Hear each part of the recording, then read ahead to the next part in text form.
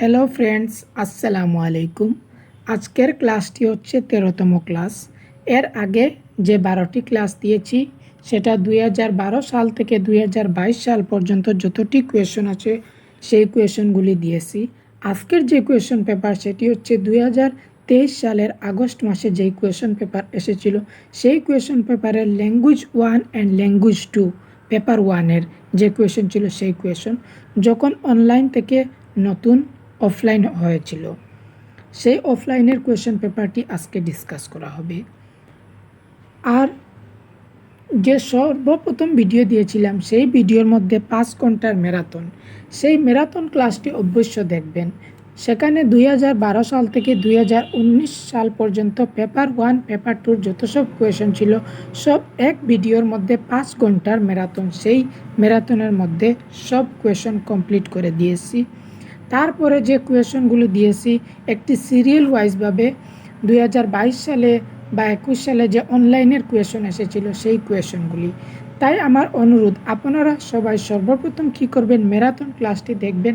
তারপরে যে serial wise class আছে, বেশি ক্লাস নয়, 12-13টি ক্লাস বা টোটাল হয়তো 15টি ক্লাস হবে, আমি যে পরেও আপলোড করব সেই অনুযায়ী আপনারা দেখে ফেলবেন। আর কোনো জায়গায় আপনার যেতে হবে না, যে এই চ্যানেলের মধ্যে সব কোয়েশন পেপার এক সিরিয়াল ওয়াইজভাবে দেওয়া হয়েছে। তাই চলুন শুরু করা যাক আজকের প্রথম প্রশ্ন।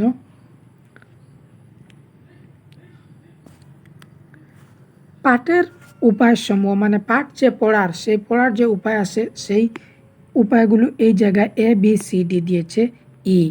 আর 1 নম্বর 2 নম্বর 3 নম্বর 4 নম্বর আপনি মিলাবেন, সেই মিলানোর জন্য জোড়া দিয়েছে এ নম্বর অপশন পূর্বানুমান বা প্রিডিক্টিং, অনুমান প্রচেষ্টা ইনফারিং, প্রসঙ্গ থেকে অর্থ নিষ্কাশন, নিবিড় পাঠ ইন্টেন্সিভ রিডিং, পাঠ সংগঠন শনাক্তকরণ, আইডেন্টিফাইং টেক্সট অর্গানাইজেশন। এই যে যদি এই কোয়েশনটি পড়ে আপনার কিছু মনে হচ্ছে না, কিছু বুঝছেন না, কিন্তু আপনি জানেন কি, যখন কি করে ইন্টেন্সিভ রিডিং হয়, ইন্টেন্সিভ রিডিংয়ে কী করা হয়, যে পাঠ কীভাবে ভাষার ব্যবহার হচ্ছে সেই দিকে মনোযোগ, যখন একদম ডিটেইলভাবে পড়বেন তখন কি করবেন, মনোযোগ সহকারে পড়বেন। তাহলে ইন্টেন্সিভ, এক্সটেন্সিভ, স্কিমিং, স্ক্যানিং আমি বারবার প্রত্যেক ভিডিওতে একটি না একটি কোয়েশন এসেছে আমি ডিসকাস করেছি, তাই আপনারা সিরিয়াল ওয়াইজ ভিডিওগুলো দেখবেন। ইন্টেন্সিভ রিডিং এই অপশনটি এইখানে, মানে ডির অপশন 4। তাহলে আমরা এই জায়গায় যাব, ডির অপশন 4 কোথায় আছে, এ নম্বরের মধ্যে আছে ডির 4, আর এই দুইটি অপশনের মধ্যে নাই, তার মানে এই দুইটি অপশন ভুল, এইটি অপশন। এখানে সঠিক উত্তরটি হচ্ছে 4 নম্বর, এর নম্বরটি হচ্ছে 5। কি পূর্বানুমান, প্রিডিক্টিং কিসের সাথে সম্পর্কিত, পাঠ্যের বিষয় সম্পর্কে ধারণা তৈরির জন্য বিভিন্ন সার্চিক টাইটেলস ও ছবি ব্যবহার। যখন পাঠটি পড়বেন, পাঠের যে ধারণা তৈরি করে একটি টাইটেল দিবেন, তখন কি করবেন, আপনি পূর্বানুমান বা প্রিডিক্টিং করবেন। তারপরে হচ্ছে ইনফারিং, অনুমান কখন করবেন, লেখকের ধরন থেকে লেখকের অনুভূতি নির্ধারণ, যেমন লেখক কি লিখছে তার যে ধরন থেকে লেখকের যেটা অনুভূতি আছে সেটা নির্ধারণ করবেন, তখন আপনি ইনফারিং করবেন।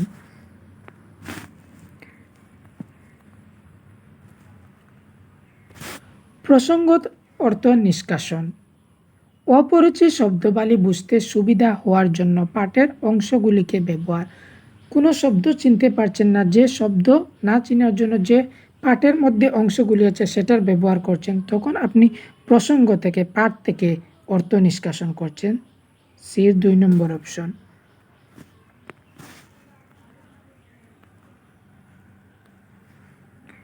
ইন্টেন্সিভ তো এইটা, মনোযোগ সহকারে যখন পড়বেন তখন। পাঠ সংগঠন শনাক্তকরণ, আইডেন্টিফাইং টেক্সট অর্গানাইজেশন, শিরোনাম অথবা পরিচয়সূচক পদগুচ্ছ লক্ষ্য করে প্রদত্ত তথ্যবালির সংগঠন প্রক্রিয়াটি অনুদাহরণ, সেটি হচ্ছে আইডেন্টিফাইং। আপনারা স্টপ করে এই কোয়েশনটি একবার পড়বেন, তাহলে এক কোয়েশনের মধ্যে আপনার কয়টি কোয়েশন কভার হবে? এ বি সি, একটি, দুইটি, তিনটি, চারটি, পাঁচটি। এই পাঁচটি আপনি ভালোভাবে একবার পড়বেন। ভালোভাবে পড়লে আপনার 5টি কোয়েশন হয়ে যাবে। প্রদত্ত দৃষ্টান্তটির সঙ্গে সঙ্গতিপূর্ণ কৌশলটি নির্বাচন করুন। আমি ভাষার উপর মনোসংযোগ করি সব সময়। ভাষা সঠিক কিনা নিশ্চিত হতে চাই। আমি যে ভাষা উপর মনোসংযোগ করি সব সময় ভাষা সঠিক কিনা নিশ্চিত চাই। আমি যে ভাষা বলছি সেটা আমি সঠিক বলছি কিনা সেটা আমি কি করছি। আত্মপরিচালনা, সেলফ মনিটরিং, পুনর্পঠন, রিভাইজিং, একাধিক ভাষা অবলম্বন, ট্রান্সল্যাঙ্গুয়েজিং, মুখস্থ কারণ মেমোরাইজিং। আমি যে ভাষা বলছি সেটা সঠিক বলছি না, সেখানে আমি আমার কথা বলছি, তখন কী হবে? সেলফ, মানে সেলফ মনিটরিং, আমি আমাকেই নিয়ে চর্চা করছি। দ্বিতীয় শ্রেণীর পড়ুয়ারা গান গাইছে মাথা আর কাঁধ দুই, হাঁটু আর পায়ের আঙ্গুল ছুঁয়ে। গাইবার সঙ্গে সঙ্গে তারা তাদের উল্লেখিত অঙ্গ প্রত্যঙ্গগুলি ঠিক মতো শুয়ে শুয়ে যাচ্ছে। শিক্ষক এখানে কোন পদ্ধতির আশ্রয় নিচ্ছেন? সমগ্র শারীরিক প্রতিক্রিয়া, টোটাল ফিজিক্যাল রেসপন্স, যোগাযোগমূলক ভাষা শিক্ষণ, কমিউনিকেটিভ ল্যাঙ্গুয়েজ টিচিং, সারগ্রাহী ইক্লেকটিক, শ্রুতি ভাষাগত অডিও ল্যাঙ্গুয়েজ। অডিও ল্যাঙ্গুয়েজ যেখানে ভাষা শেখানো হয় সেখানে অনেক ড্রিল করানো হয়, প্র্যাকটিস করানো হয়।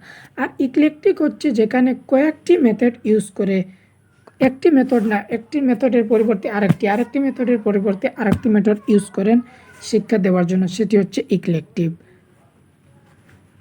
আর এখানে কি করছে, যেমন শিক্ষিকা কি করছেন, বলছেন হাতটি উপরে তুলো, হাতটি নিচে নামাও বা পাও চুও, যেভাবে শারীরিক যে প্রতিক্রিয়া করছেন সেটা হচ্ছে টিপিআর, টোটাল ফিজিক্যাল রেসপন্স। এই কোয়েশন বারবার আসছে, আপনারা যদি পিছনের ভিডিওগুলি দেখে থাকেন তাহলে অবশ্য জানতে পারবেন। আর টিপিআর আমি আগেও আরেকবার ভালোভাবে বুঝিয়েছি।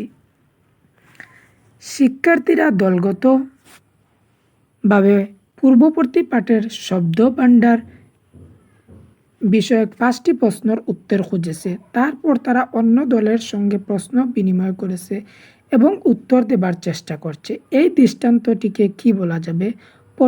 পঠন মূল্যায়ন, রিডিং অ্যাসেসমেন্ট, প্রতিজ্ঞাপন, ফিডব্যাক, সহপাঠী মূল্যায়ন, পিয়ার অ্যাসেসমেন্ট, আত্মমূল্যায়ন, সেলফ অ্যাসেসমেন্ট। এখানে অ্যাসেসমেন্টের কথা হচ্ছে, সেলফ অ্যাসেসমেন্ট হচ্ছে যখন আপনি নিজের মূল্যায়ন করবেন তখন হবে সেলফ অ্যাসেসমেন্ট।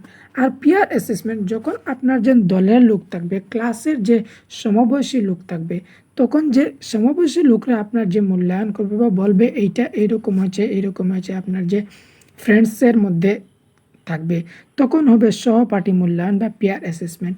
এই অ্যাসেসমেন্ট অফ, এজ, ইন বা ফর, এই অ্যাসেসমেন্টের কথাগুলো আমি আগে বলেছি, আপনারা আগের ভিডিওটি দেখবেন অবশ্যই।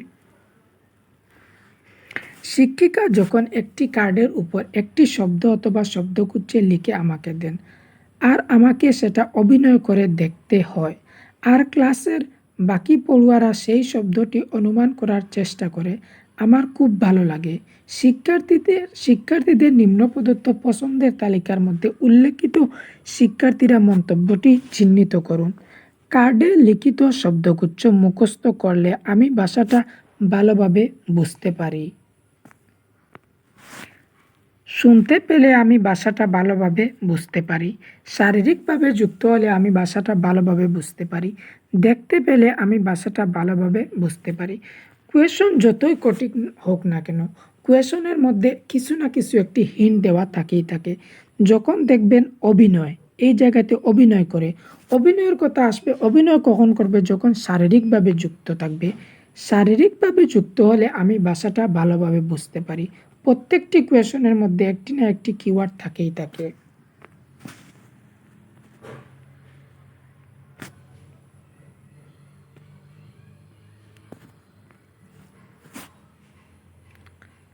স্কুলে ভর্তি হওয়া সব শিশুই তাদের সমবয়সীদের মধ্যে ভাষা ব্যবহারে সক্ষম। ভাষা ও সংস্কৃতিগত বৈচিত্র্যের কারণে তারা তাদের সামর্থ্য প্রদর্শনে অক্ষম।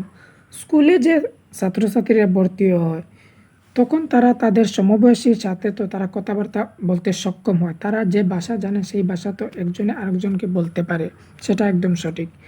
ভাষা ও সংস্কৃতিগত বৈচিত্র্যের কারণে তারা তাদের সামর্থ্য প্রদর্শনে অক্ষম। অক্ষম বলতে এই কথা বোঝানো যে তারা ভাষার ব্যবহারটি ভালোভাবে করতে পারে না। তাই এখানে এ ঠিক কিন্তু আর ভুল। এ এবং আর দুটো ঠিক এবং আর সঠিক ব্যাখ্যা আর নয়। এ ভুল কিন্তু আর ঠিক। এ এবং আর দুটি ঠিক এবং এ আর সঠিক ব্যাখ্যা করেছে। এখানে এই অপশনটি আমি আপনাদেরকে বুঝিয়ে দিচ্ছি। এ এবং আর দুটো ঠিক, মানে এও ঠিক বিও ঠিক, এবং এ সঠিক ব্যাখ্যা আর নয়, কিন্তু এ সঠিক, কিন্তু এর যে ব্যাখ্যা আছে সেটা করতে পারছে না, এই অপশনটা 2 নম্বর। আর 4 নম্বর অপশনটি এ এবং আর দুটো ঠিক, মানে দুটি অপশন ঠিক এবং এর সঠিক ব্যাখ্যা হচ্ছে এবং আর কি করছে, এ যেটা অপশন দিয়েছে এর ব্যাখ্যাটা সঠিকভাবে করতে পারছে, তখন 4 নম্বর। এখানে কি এ নম্বর অপশনটি হচ্ছে সঠিক আর হচ্ছে ভুল, 1 নম্বর অপশনটি।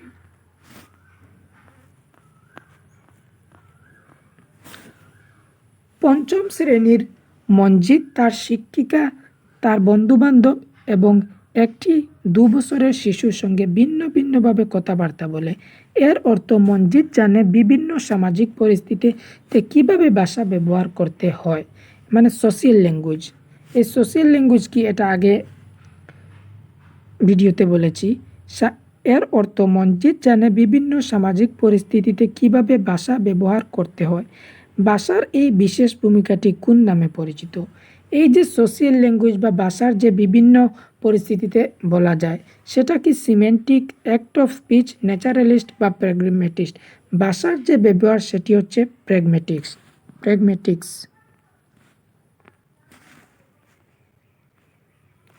একজন মা লক্ষ্য করলেন যে তার শিশু সন্তানটি মাঝে মধ্যে এমন সব কথা বলছে যা পরিবারের বড়দের বা অন্য সন্তানদের মুখে শুনেনি। এতে তিনি বিমূঢ় বোধ করেন, কারণ তার বিশ্বাস কোনো শিশু তার পরিবার বা ঘনিষ্ঠজনদের অনুকরণ করেই কথা বলতে শিখে। নিচেদের কোনটি মধ্যে তার এই বিশ্বাসের প্রতিফলন দেখতে পাই? এই কোয়েশনের মধ্যে কিওয়ার্ড, এত বড় কোয়েশন কিন্তু একটি কিওয়ার্ড লুকিয়ে আছে। গঠনবাদ, কনস্ট্রাকটিভিজম, আচরণবাদ, বিহেভিয়ারিজম, মাল্টিলিঙ্গুয়ালিজম, নেটিভিজম নম চমস্কি তিনি বলেছেন কি মানুষ অটোমেটিকভাবেই ভাষা শিখতে পারে। আর মাল্টিলিঙ্গুয়ালিজম হচ্ছে ক্লাসের মধ্যে যে বহু ভাষা, অনেক ছাত্রছাত্রী আছে, তারা এক একটি ভাষা নিয়ে এক একজন আসে, তখন সেটা হচ্ছে মাল্টিলিঙ্গুয়ালিজম। এখানে কি বলছে, সন্তানরা কি করে অনুকরণ করে, অনুকরণটি কোথায় আসে, যেমন স্কিনার বা আরও কয়েকজন আছেন। এই যে অনুকরণ কথাটা তো কনস্ট্রাকটিভিজমের মধ্যে পড়ে না, সেখানে কোথায় পড়ে, বিহেভিয়ারিজমের মধ্যে পড়ে।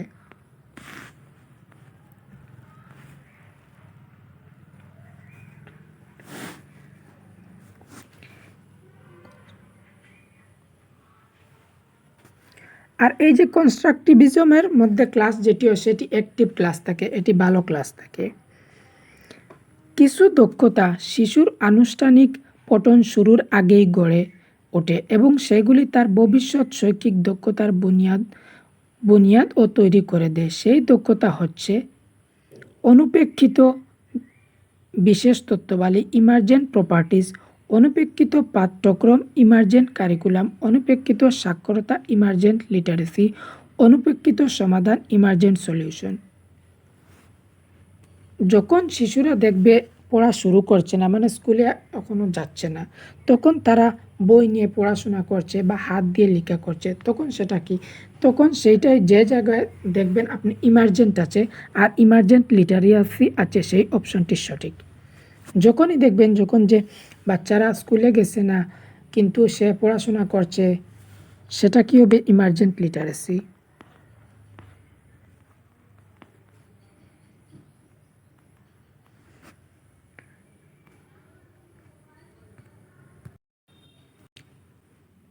ঠাকুরমা বাড়িতে তার নাতি নাতনিদের বই থেকে গল্প পড়ে শোনাতে ভালোবাসেন।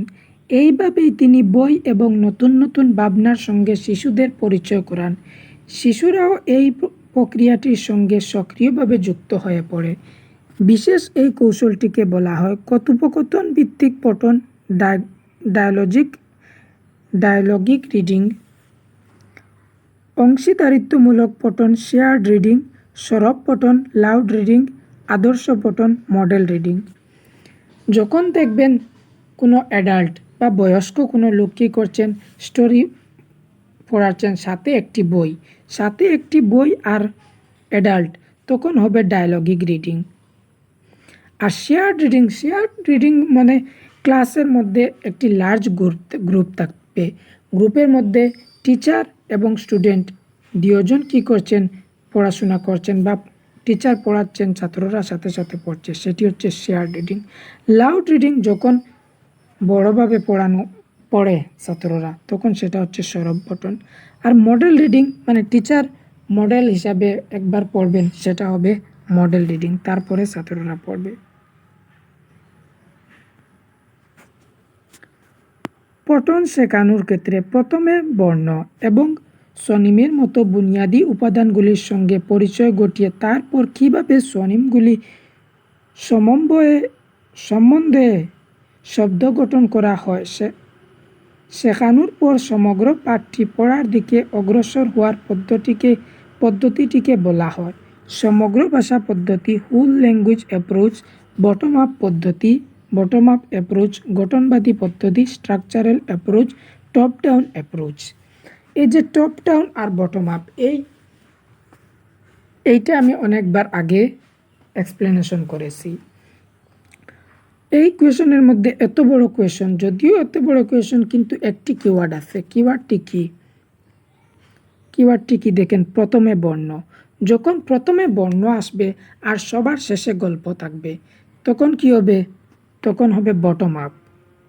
আর যখন সবার প্রথমে গল্প থাকবে আর একদম লাস্টে কি থাকবে, বর্ণ, তখন হবে টপ ডাউন।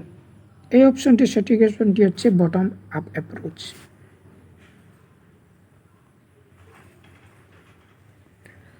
ধ্বনি উচ্চারণ ভিত্তিক বানান,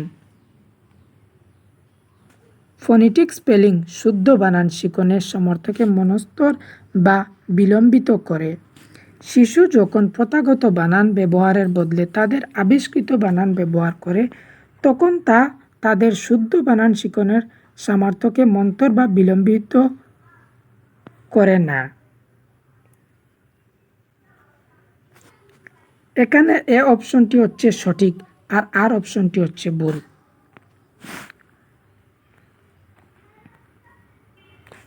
নতুন কোনো ভাষা শিক্ষাকালীন অবস্থায় অনেক শিক্ষার্থী সেই ভাষার অন্য উচ্চারণ বিধির কারণে ভাষাটি বলতে গিয়ে আত্মবিশ্বাসের অভাব বোধ করে। সমস্যাটি দূর করার একটি উপায়, যেমন কি করছে, শিক্ষাকালীন অবস্থায় পড়াশোনা চলছে, তখন কি করছে, তার যে সেলফ কনফিডেন্স সেটা বাড়ছে না, তখন কিভাবে সেই সেলফ কনফিডেন্সের যে সমস্যা সেটা দূর করা যাবে।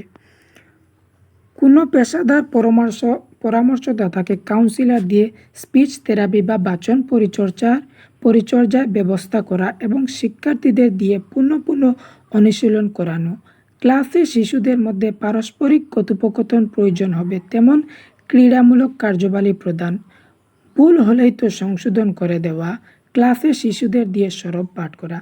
তাদের যে সেলফ কনফিডেন্স তখন বাড়বে যখন আপনি কোনো অ্যাক্টিভিটি করাবেন বা গ্রুপ ডিসকাশন করাবেন, তখন কি করবে, তারা একজন আরেকজনের সাথে এক্সপ্রেস করতে পারবে। এক্সপ্রেস করলে কি হয়, তাদের যে সেলফ কনফিডেন্স বা আমাদের নিজেরকে যখন এক্সপ্রেস করতে পারি, তখন আমাদের যে সেলফ কনফিডেন্স সেটা বাড়ে। ক্লাস 3-র একজন শিক্ষিকা শিক্ষার্থীদের নতুন শব্দাবলীর সঙ্গে পরিচয় করাতে চান। এক্ষেত্রে নিম্নলিখিত কোনটি একটি কার্যকর উপায়?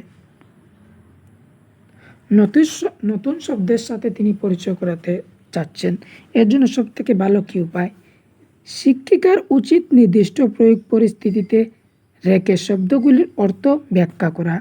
শিক্ষিকার উচিত শব্দগুলির সংক্ষিপ্ত সংজ্ঞা প্রদান করা। শিক্ষিকার উচিত ব্ল্যাকবোর্ডে শব্দগুলির অর্থ লিখে দেওয়া এবং শিক্ষার্থীদের সেইগুলি মুখস্থ করতে বলা। মুখস্থ শব্দ ব্ল্যাকবোর্ডে লেখা এইসব অপশনটি নেগেটিভ থাকে।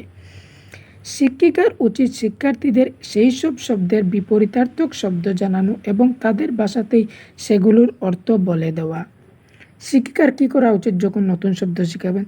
শিক্ষিকার উচিত নির্দিষ্ট প্রয়োগ যে পরিস্থিতি, সে পরিস্থিতিতে রেখে শব্দগুলির যে অর্থ, সেই অর্থটি কী করবেন? তিনি ব্যাখ্যা করবেন।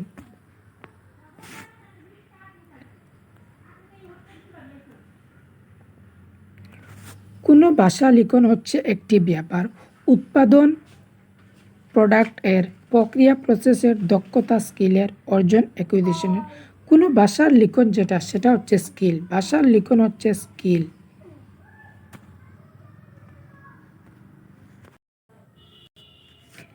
এক মা তার দ্বিতীয় শ্রেণীর শিশুর শিক্ষিকাকে বললেন যে তিনি লক্ষ্য করেছেন তার শিশু সন্তানটি মাঝে মধ্যে এমন সব কথা বলেছে যা পরিবারের বড়দের বা অন্য সন্তানদের মুখে শুনেনি।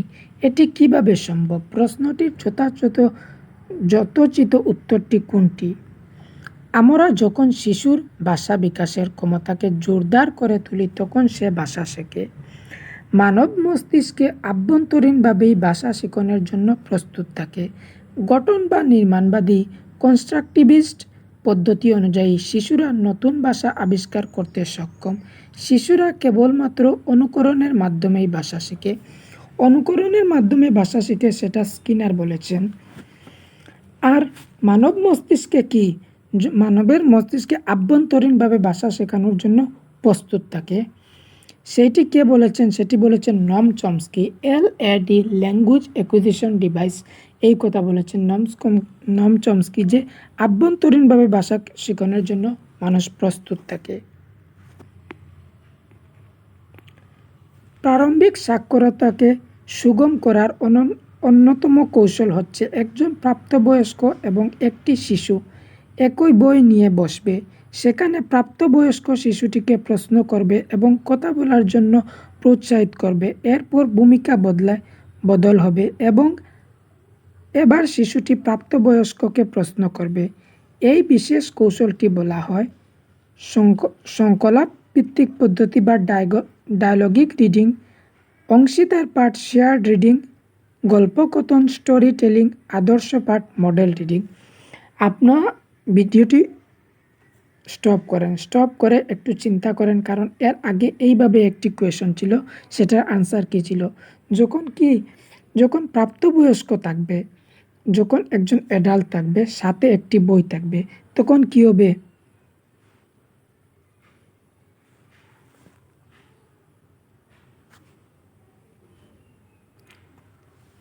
আপনি স্টপ করে আপনার আনসারটি কী হচ্ছে? 1 নম্বর হচ্ছে কি আপনার সঠিক আনসার? ডায়ালগিক রিডিং। যখন যে প্রাপ্তবয়স্ক থাকবে তার সাথে বাচ্চা থাকবে আর সাথে একটি বই থাকবে, তখন হবে ডায়ালগিক রিডিং।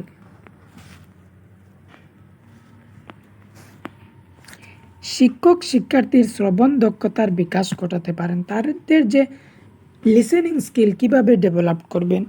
শিক্ষার্থীকে বিভিন্ন সূত্র এবং লোকজনের কথাবার্তা শোনার এবং শ্রবণভিত্তিক কার্যাবলীতে নিযুক্ত হওয়ার সুযোগ সৃষ্টি করে। অন্যান্য দক্ষতার সঙ্গে যুক্ত না করে কেবল শ্রবণ দক্ষতার উপর জোর দিয়ে, এই যে কেবল অপশন, অন্যান্য দক্ষতার সঙ্গে যুক্ত না করে কেবল শ্রবণ দক্ষতার উপর যে দিয়ে, কেবল অপশনটি নেগেটিভ থাকে। শিক্ষার্থীকে নিষ্ক্রিয়ভাবে প্যাসিভলি সব কিছু শুনতে দেওয়ার মাধ্যমে, যদি তারা নিষ্ক্রিয়ভাবে প্যাসিভ থাকে তাহলে তারা ভালোভাবে বুঝবে না। ক্লাসের ভিতরে এবং বাইরে শিক্ষার্থীর সঙ্গে ধারাবাহিকভাবে কথা বলার মাধ্যমে। শিক্ষার্থীকে বিভিন্ন সূত্র, একটি সূত্র নয়, বিভিন্ন সূত্র এবং লোকজনের কথাবার্তা শোনার এবং শ্রবণভিত্তিক কার্যাবলীতে নিযুক্ত হওয়ার সুযোগ সৃষ্টি করে। যখন তারা বিভিন্ন সূত্র এবং লোকজনের কথাবার্তা শুনবে, শ্রবণভিত্তিক কার্যাবলী লিসেনিং যে অ্যাক্টিভিটি আছে সেইগুলি দিবে, সেইগুলির সুযোগ করে দিবে, তখন কী হবে? তাদের লিসেনিং স্কিলটা ভালোভাবে ডেভেলপ হবে।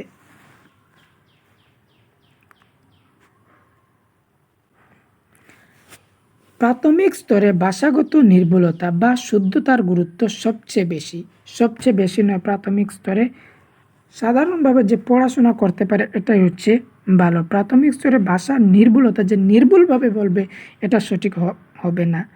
ব্যাকরণ প্রাথমিক পাঠ্যক্রমে একটি অবিচ্ছেদ্য অংশ। ব্যাকরণ হচ্ছে প্রাথমিকভাবে একটি অবিচ্ছেদ্য অংশ, এটি একদম সঠিক, বিচ্ছেদ অংশ নয় ব্যাকরণ।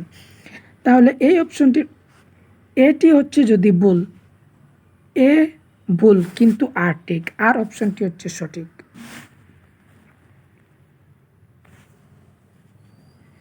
ভাষার প্রকৃতি, ভাষা শিক্ষণের প্রকৃতি এবং শিক্ষা বিজ্ঞানের পেডাগজি আঙ্গিনায় এই দুইয়ের প্রয়োগযোগ্যতা, বিষয়তাত্ত্বিক ও বিশ্বাসগত অবস্থান হচ্ছে পদ্ধতি বা অ্যাপ্রোচ, আদায় বা কন্টেন্ট, কৌশল বা টেকনিক, পাঠ্যসূচি বা সিলেবাস। ভাষার যে প্রকৃতি, ভাষার শিক্ষণ, এই দুই প্রয়োগযোগ্যতা সেটা কি? সেটা হচ্ছে একটি অ্যাপ্রোচ।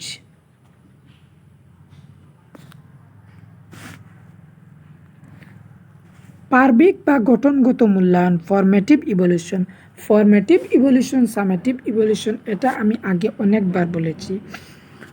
ফরমেটিভ চলাকালীন যে মূল্যায়ন করা হবে সেটা হবে ফরমেটিভ, আর সামেটিভ যেমন হাফ ইয়ারলি বা অ্যানুয়ালি সেটা হবে সামেটিভ। পূর্ব নির্দিষ্ট অথবা পাঠ্যক্রম এক নির্দিষ্ট পর্যায়ে পালিত দায়িত্ব, গঠমান উন্নয়ন এবং উৎকর্ষ ডেভেলপমেন্ট এবং ইমপ্রুভমেন্ট সম্পাদনের সঙ্গে সম্পর্কিত, অপরিবর্তনীয়, not subjected to language, not subjected to change, যা শিক্ষণ প্রক্রিয়ার মধ্যে ঘটে চলে। গঠমান উন্নয়ন মানে চলাকালীন তাদের যে ডেভেলপমেন্টটা আরও ইমপ্রুভ করবে, ইমপ্রুভমেন্টের জন্য যে ইভলিউশন সেটা হচ্ছে ফরমেটিভ ইভলিউশন। যেমন স্কুলের মধ্যে FA1 FA2 লওয়া হয়, সেটা কি? Unit test. কোনো স্কুলের মধ্যে ইউনিট টেস্ট, টার্ম টেস্ট, যে সেমিস্টারের হাফ ইয়ারলির আগে যে টেস্টগুলো লওয়া হয় সেটি হচ্ছে ফরমেটিভ। আর যখন হাফ ইয়ারলি এক্সাম হবে, হাফ ইয়ারলির আগে যত সব আপনি করাবেন টেস্ট সেটি হবে ফরমেটিভ, আর হাফ ইয়ারলি আর অ্যানুয়ালি সেই দুটি হচ্ছে সামেটিভ।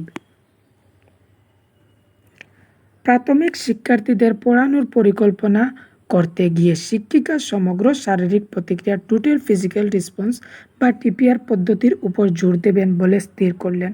পদে পাঠে TPR অন্তর্ভুক্ত করার জন্য তার কি করা উচিত, মানে TPR-এ কি করা হয় সেটাই। ক্লাসে অবশ্য কিছু শ্রবণ ভিত্তিক কাজ যোগ করাবে, মানে লিসেনিং অ্যাক্টিভিটি এইগুলো করাবেন। এমন কিছু কার্যাবলী রাখা যা শিশুদের নিজের জায়গায় বসে থাকতে এবং জোড়া বেঁধে পেয়ার ওয়ার্ক অথবা দলবদ্ধভাবে কাজ করতে সাহায্য করে। নিজের জায়গায় বসে তখন প্যাসিভ ক্লাস হয়ে যাবে। অন্য সব কার্যাবলী সরিয়ে রেখে প্রশ্ন জিজ্ঞেস করা এবং উত্তর দেওয়ার প্রণোদিত করা, মানে কোয়েশ্চন আনসার মেথড। ক্লাসে অবশ্যই কিছু পরিমাণে দৈহিক কার্যাবলী যোগ করা। তাদের যে শারীরিক অঙ্গ প্রত্যঙ্গ আছে সেই অঙ্গ প্রত্যঙ্গ দিয়ে কিছু নড়াচড়া করবে, সেটাই হচ্ছে TPR method, total physical response. কোনো ভাষা শেখা মানে হচ্ছে সেই ভাষার নিয়মাবলী শেখা। ব্যাকরণ শিক্ষণে কোন পদ্ধতিটি এই বিশ্বাসে পোষকতা করে? যোগাযোগমূলক, কমিউনিকেটিভ, আরোহী ইন্ডাকটিভ, ব্যাকরণ অনুবাদ, গ্রামার ট্রান্সলেশন, অবরোহী ডিডাকটিভ। ভাষার নিয়মাবলী, নিয়ম আসছে যখন এক্সাম্পলের কথা, উদাহরণের কথা আসবে, উদাহরণ থেকে আপনি সংজ্ঞার দিকে যাচ্ছেন বা উদাহরণ থেকে আপনি এক্সাম্পল টু রুল, নিয়মের দিকে যাচ্ছেন, উদাহরণ থেকে নিয়মের দিকে যাচ্ছেন, তখন সেটা হবে ইন্ডাকটিভ। আর যখন নিয়ম থেকে এক্সাম্পলে যাচ্ছেন, প্রথমে রুল দিয়েছেন, rule to example, example to rule, যখন রুল থেকে এক্সাম্পলের দিকে যাবেন তখন সেটা হবে ডিডাকটিভ, আর এক্সাম্পল থেকে রুলের মধ্যে যাবেন তখন সেটা হবে ইন্ডাকটিভ, আরোহী অবরোহী। এই যে আরোহী অবরোহী মনে রাখার ট্রিক আমি আগে ভিডিওতে বলেছি, সেখানে নিয়মাবলী, এই যে ট্রিক, প্রত্যেক কোয়েশ্চেনের মধ্যে একটি না একটি ট্রিক থাকে। তে নিয়মবালি যখন আসে তখন কোথায় আসে? ডিডাকটিভের মধ্যে আসে। শিক্ষক পঞ্চম শ্রেণীর শিক্ষার্থীদের স্বাধীন লিখন বা ফ্রি রাইটিং এর কাজ দেবার পরিকল্পনা করলেন। এক্ষেত্রে তার কোনটির উপর সর্বাধিক গুরুত্ব দেওয়া উচিত? যথার্থ ও সাবলীলতা উভয়ের উপর, আদেশ সাবলীলতার ফ্লুয়েন্সির উপর, শিক্ষার্থীদের হাতের লেখার উপর, আদেশ কন্টেন্ট এর যথার্থ উপর। এই যে ছোটো ছোটো বাচ্চাদেরকে আপনি যখন ফ্রি রাইটিং করাবেন তখন এটা অনেক ভালো হবে। ফ্রি রাইটিং সেটা যখন আপনি কোনো নির্দেশ দিলেন না, তার মনে যা কিছু আছে সে লিখতে থাকবে, সেটা হচ্ছে ফ্রি রাইটিং। ফ্রি রাইটিংয়ে আদেশ সাবলীলতা ফ্লুয়েন্সির উপর গুরুত্ব দেওয়া উচিত। টপ ডাউনের অর্থ সামগ্রিক অর্থবোধের উপস্থাপনা। বটম আপের অর্থ কী? পাঠের অন্তর্গত শব্দ এবং শব্দগুচ্ছগুলির উপর গুরুত্ব প্রদান, প্রাক পঠনের প্রি রিডিং উপর গুরুত্ব প্রদান, ছোটো ছোটো উত্তরমূলক প্রশ্ন জিজ্ঞাসার উপর গুরুত্ব প্রদান, পাঠ্যবস্তু ও বিমূর্ত ধারণাগুলির গুরুত্ব প্রদান। পাঠের অন্তর্গত শব্দ এবং শব্দগুচ্ছগুলির উপর গুরুত্ব প্রদান, সেটি হচ্ছে বটম আপের অর্থ। কারণ টপ ডাউনের অর্থ সামগ্রিক কথা দিয়ে দিয়েছে, সামগ্রিক অর্থবোধের কথা। আর পাঠের অন্তর্গত শব্দ এবং শব্দগুচ্ছগুলির উপর গুরুত্ব প্রদান, সেটি হচ্ছে বটম আপ। নিচের কোনটি একজন ভাষা শিক্ষকের প্রাথমিক দায়িত্ব? ল্যাঙ্গুয়েজ টিচারের সবচেয়ে প্রাথমিক দায়িত্ব কোনটি? শিক্ষার্থীদের বিভিন্ন শ্রেণীতে বর্গীকৃত গ্রুপিং করা, বর্গীকৃত গ্রুপিং করা। এই যে বারবার আমার বলতে একটু অসুবিধা বোধ হচ্ছে, এর কারণটা আমি বলে দিচ্ছি। কারণ এই যে সিরিজটা চালু করছি সেটা আমার একদম প্রথমবার। কারণ যখন প্রথমবার আমরা এইভাবে কোনো জিনিস শুরু করি তখন আমরা একটু অসুবিধা বোধ হয়। যখন আমরা করতে করতে, যখন আপনি প্র্যাকটিস শুরু করবেন, যখন প্রথম প্র্যাকটিস করবেন দেখবেন আপনার অনেক ভুল হচ্ছে, কিন্তু আপনি কয়েকটি যখন প্র্যাকটিস করবেন তখন অটোমেটিক আপনার মধ্যে আনসারটি বের করতে পারবেন। তাই আমার যে এইবারটি আমার সবার প্রথম ক্লাস আমি দিচ্ছি। ক্লাস দেওয়ার কারণ হচ্ছে এই জন্য দিচ্ছি যাতে আপনারা প্রশ্নগুলি একটি সুন্দরভাবে পান। পুরো ইউটিউবের মধ্যে কোনো জায়গায় এইভাবে বাংলার যে কোয়েশন সিরিয়াল ওয়াইজ কোনো চ্যানেলের মধ্যেই নেই। যে 2012 সাল থেকে 2024 পর্যন্ত কোয়েশন একটি চ্যানেলের মধ্যে যে সঠিকভাবে বা সিরিয়াল ওয়াইজভাবে দেওয়া নাই। আছে কোয়েশন অনেক, কিন্তু সেটা কি সিরিয়াল ওয়াইজ যে কোথা থেকে শিখতে হবে বা কীভাবে শিখতে হবে এইভাবে কোয়েশনটি দেওয়া থাকে না। সেই জন্য যে আমি প্রথমবার, এই জন্য আমার একটু অসুবিধা বোধ হয়েছে, তাই এর জন্য আমাকে ক্ষমা করবেন।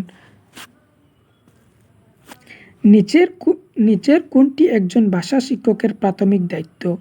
ল্যাঙ্গুয়েজ টিচারের প্রাথমিক দায়িত্ব কি? শিক্ষার্থীদের বিভিন্ন শ্রেণীতে বর্গীকৃত গ্রুপিং করা, শিক্ষণের উপযোগী অধ্যায় বা বিষয় নির্বাচন করা, শিক্ষার্থীদের পাঠদান করা বা পড়ানো, শিক্ষার্থীর যোগাযোগমূলক প্রয়োজনগুলি শনাক্ত করা। তাদের যে যোগাযোগ আছে সেই যোগাযোগমূলক প্রয়োজনগুলি শনাক্ত করবেন, তাদের যোগাযোগগুলি চিনবেন। শনাক্ত করা মানে চেনা, সেটাই হচ্ছে ল্যাঙ্গুয়েজ টিচারের সবথেকে প্রাথমিক দায়িত্ব। একটি ছোট শিশু একটি বই হাতে তুলে নিল, উল্টে ধরল এবং পৃষ্ঠাগুলি উল্টাতে শুরু করলে এইসব হচ্ছে এই কোয়েশন। বলেছিলাম না আগে একটি কোয়েশন মধ্যে যখন দেখবে বাচ্চাটি স্কুলে গেছে না, কি করছে, বই নিয়ে নড়াচড়া করছে বা লিখছে, সেটা কি? সেটা ইমার্জেন্ট লিটারেসি স্কিল। সেটা ইমার্জেন্ট প্রপার্টিজও নয়, ইমার্জেন্ট কারিকুলামও নয়, ইমার্জেন্ট সলিউশন স্কিলও নয়, সেটা হচ্ছে ইমার্জেন্ট লিটারেসি স্কিল।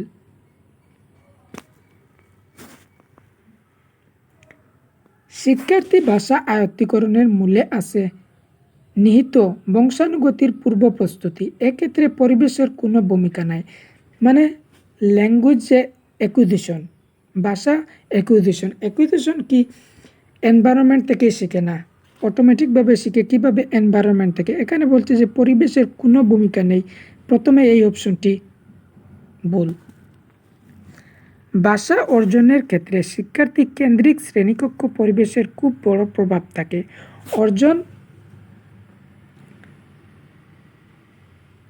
এখানে কি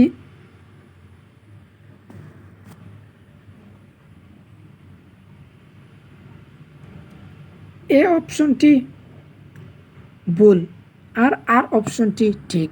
ভাষা অর্জনের ক্ষেত্রে শিক্ষার্থী কেন্দ্রিক মানে চাইল্ড সেন্টার ক্লাসটা যখন ভাষা অর্জন করবে, ল্যাঙ্গুয়েজ অ্যাকুইজিশন করবে, তা যখন শ্রেণীকক্ষটি চাইল্ড সেন্টার থাকবে তখন অনেক ভালো হবে।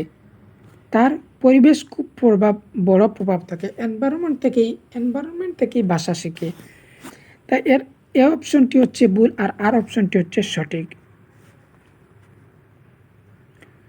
পঠন শিক্ষণের একটি পদ্ধতি হচ্ছে উপস্থিত প্রসঙ্গটির প্রেক্ষিতে শব্দাবলীর অর্থ অনুধাবনের উপর জোর দেওয়া। একে বলা হয় সমগ্র ভাষা হোল ল্যাঙ্গুয়েজ পদ্ধতি, গোড়া থেকে ঊর্ধ্বগামী বা বটম আপ পদ্ধতি, সাংগঠনিক স্ট্রাকচারাল পদ্ধতি, যোগাযোগমূলক কমিউনিকেটিভ পদ্ধতি। এটা হচ্ছে হোল ল্যাঙ্গুয়েজ পদ্ধতি, সমগ্র ভাষা পদ্ধতি। হোল ল্যাঙ্গুয়েজের মধ্যে শিক্ষণের একটি পদ্ধতি উপস্থিত যে প্রসঙ্গ প্রেক্ষিতে শব্দগুলির অর্থ অনুধাবনের উপর জোর দেয়। উপস্থিত যে প্রেক্ষিত আছে সেটার অর্থের উপর জোর দেওয়া, সেটা হচ্ছে হোল ল্যাঙ্গুয়েজ পদ্ধতি। কোনো ভাষা ভাবতে এবং বলতে পারার সামর্থ্য হচ্ছে অনুপেক্ষিত সাক্ষরিতা, ইমার্জেন্ট লিটারেসি, একজন কুশল প্রফিসিয়েন্সি বক্তা, অধিভাষাতাত্ত্বিক মেটাল্যাঙ্গুইস্টিক সামর্থ্য, ধ্বনিতাত্ত্বিক ফোনোলজিক্যাল সচেতনতা। ভাষার যে চিন্তা, ভাষা নিয়ে থিঙ্কিং বিয়ন্ড থিঙ্কিং করবেন, সেটা হচ্ছে কি মেটাল্যাঙ্গুইস্টিকের উপর প্রত্যেকবার কোয়েশন আসে।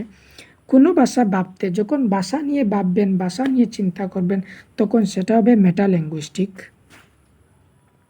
সো এখানেই আমাদের 23টি কোয়েশন সমাপ্ত হলো ল্যাঙ্গুয়েজ 1 এবং ল্যাঙ্গুয়েজ 2 পেপার 1 2023 সালের আগস্ট মাসের।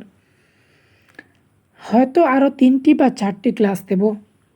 2024 পর্যন্ত সব কোয়েশন হয়ে যাবে। আমি আপনাদের কাছে অনুরোধ করছি যে ভিডিওটি কিভাবে বা ক্লাসটি কিভাবে লাগছে তার ফিডব্যাকটি আপনারা দেবেন কমেন্টের মধ্যে। আর যদি ভালো লাগে, একটুকু ভালো লাগে থাকে, তাহলে আপনার বন্ধুদের কাছে শেয়ার করবেন, সাথে লাইক করবেন। আর যদি আবার বলছি, যদি ভালো লাগে তাহলে চ্যানেলটি অবশ্যই সাবস্ক্রাইব করবেন, কারণ আমার চ্যানেলটি নতুন, চ্যানেলের মধ্যে অনেক সাবস্ক্রাইবারও নেই। তো সবাইকে ধন্যবাদ।